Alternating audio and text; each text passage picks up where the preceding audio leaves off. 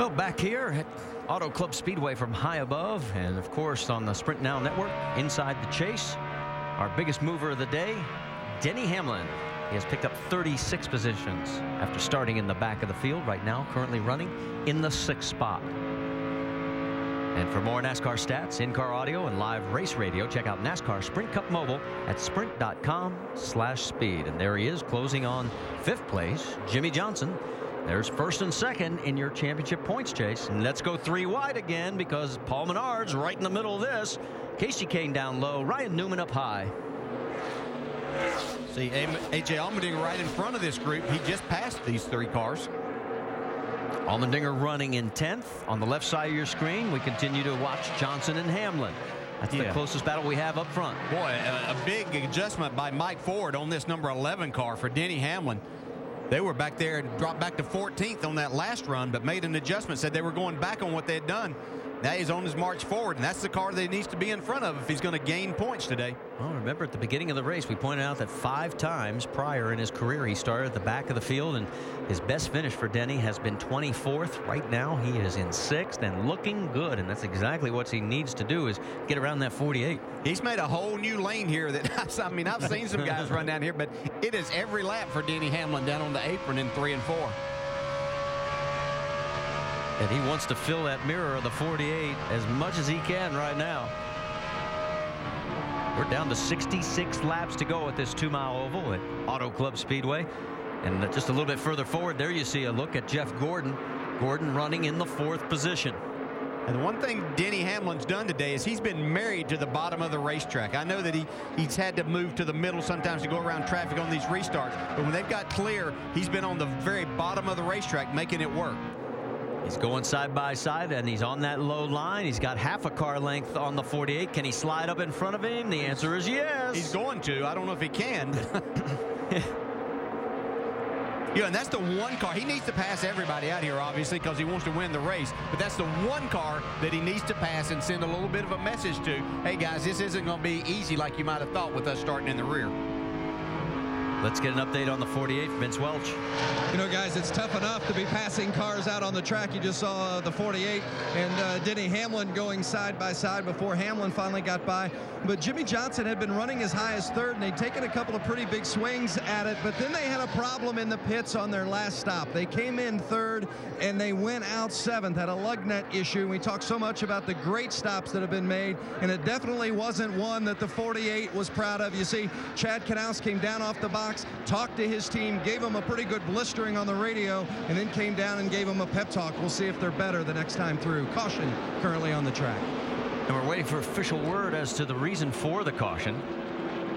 And it will wipe out a 1.3-second lead for Clint Boyer over Mark Martin. And we're getting word that 47 car, Marcus Ambrose, got it turned around a little bit. Yeah, look at the damage on the right rear. Oh, it's shredding now. Yeah, it's the 2nd spin for him today. Go back and see where we are here. Oh, yeah. Almost the same spot. Yeah, he's been fighting that thing all day. I'm not sure if that right rear tire went flat before or if that was a situation that came from a result of the spin. Well, Marcus right now 32nd position. He is 1 lap down as this caution came out.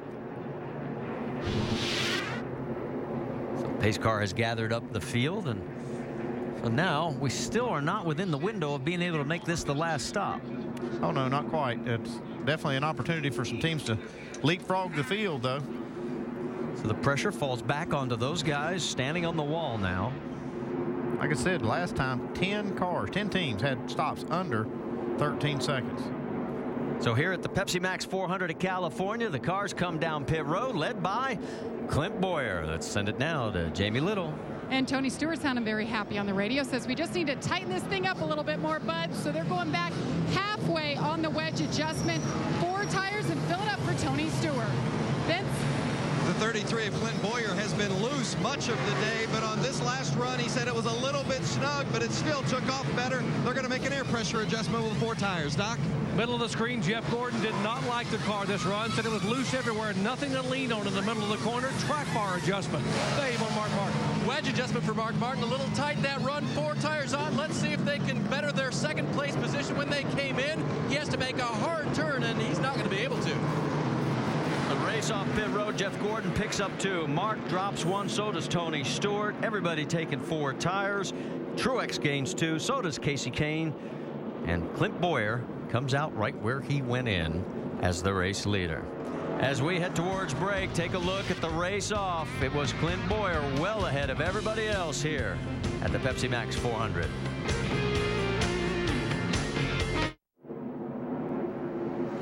Go to Goodyear.com to show your thanks and help support our troops. Goodyear, the official tire of NASCAR. Juan Pablo Montoya is going to get a speeding penalty, too fast entering, and the lucky dog will go to Regan Smith. Let's talk about quick pit stops. We have to talk about the 24. Well, I've never seen this, or haven't seen it this year since we've been timing pit stops, but this is an extremely fast stop by the 24 team. Pay attention. This is sub 12 seconds.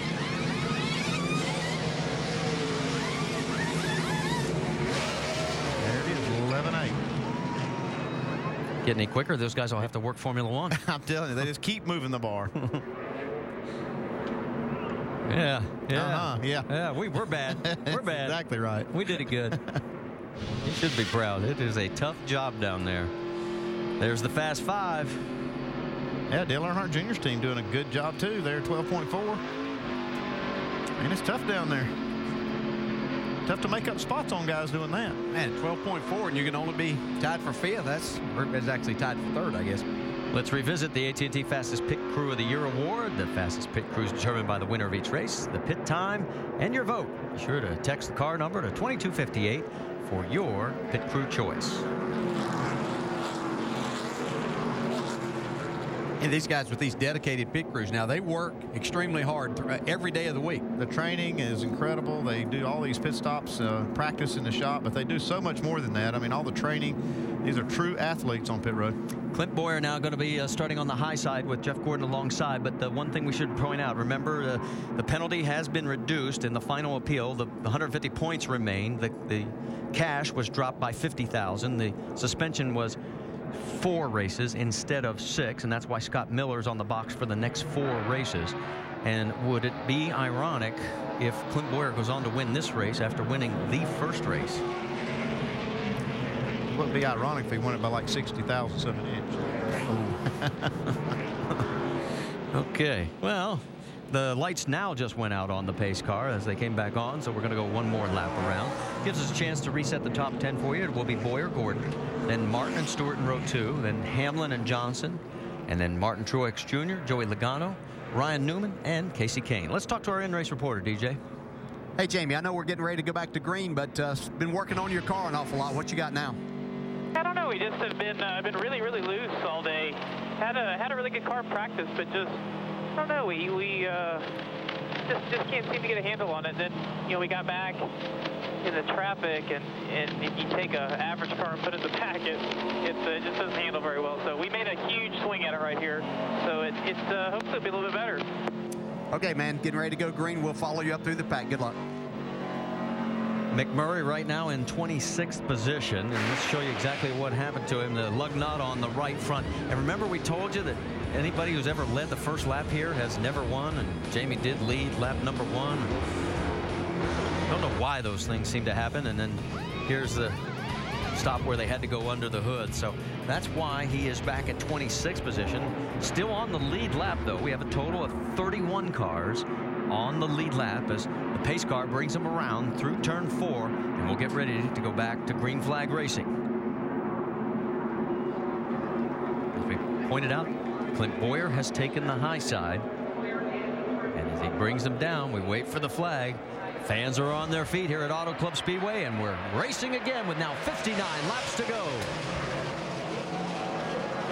Tell you what, Jeff Gordon was ready for everything Clint Bowyer had right there on that start.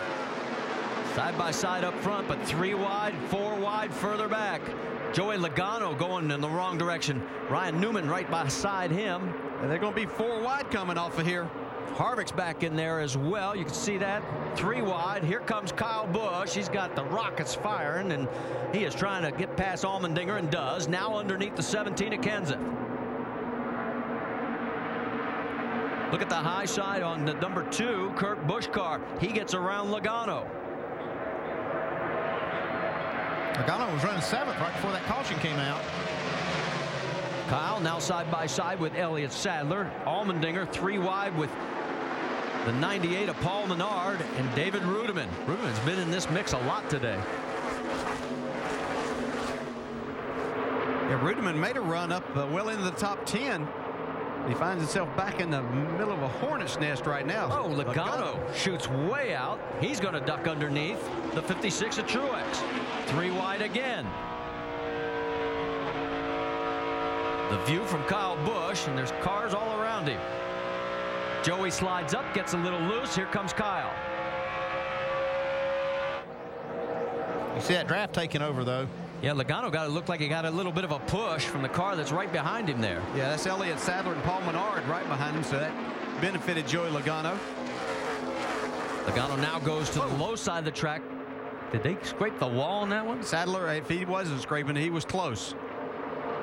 There you see Denny Hamlin. He's about the 4th car in your screen, now 3rd, as it's Casey Kane, Mark Martin, and then Denny.